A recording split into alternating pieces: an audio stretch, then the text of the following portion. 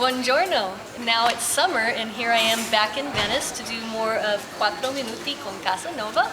So this time I'm not wearing all of my winter clothes and my hat, and you can see it's a lot warmer out here. But today I'm here to tell you about two different Casanova locations. We're in the Castello district, and right behind me here is the Teatro Malibran, but that's the more current name for it. In Casanova's day it was called the Teatro San Giovanni Crisostomo, and that name comes from the church that's just around the corner here. The church was owned by Giovanni Grimani, who was one of the patrons of Casanova. You may remember from some of my other talks that the Grimani brothers, all three of them, sort of took on the Casanova family after Giacomo Casanova's father died. So they were the ones who helped out. Well, the Grimani bought this building and made it into a really nice theater, and so this is where a lot of people came to watch the ballet or to hear singing or things like that. When people came to the theater, they usually came in the bauta, which is the volto mask, the white one that kind of comes to here and covers most of the face, but you can still talk and eat and drink. Perfect. No one knows who you are, but you can engage. And then the tricorn hat and a long mantle, usually of black lace. Sometimes the lace came all the way down and it covered most of the clothes. And then with a cape as well, you really couldn't tell who someone was.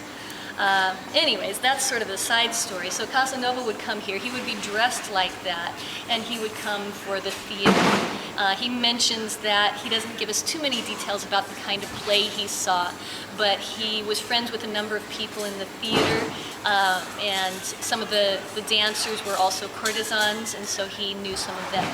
In fact, that takes us to the second location here in this little campo, and this is a place where Casanova actually lived. We know he lived in one of the apartments right here. It was one that the Grimani family owned and set up for Casanova to live in. He was just a teenager at this time, really, and his father was dead. His mother had gone off to be an actress in another city, and so he was kind of on his own. So the Grimani helped him. The Grimani family helped him with that. So he had an apartment here. Another person who had an apartment here was one of the actresses in the theater. Her name was Margherita Grisalini. She went by the nickname La Tintoretta because her father was someone who dyed or tinted cloth. So, like you hear of the painter Tintoretto, that's because his family had been tinters or dyers of cloth. So anyways, her father was that also, and that was her nickname. She was a courtesan. She was quite young, just a teenager, about 19 at the time when Casanova writes about her. And she had kind of a little salon here, a literary salon where people would come and call on her, and they would have conversation, maybe someone would play some music or do a little singing or recite a poem. Now, even though she was young and she was an actress and a dancer, which means she was a little bit lower on the social scale, here she put on airs. She wore white gloves, she thought herself very proper. Most of the conversation was in French. And when Casanova came to call on her, he really didn't speak French yet at that point.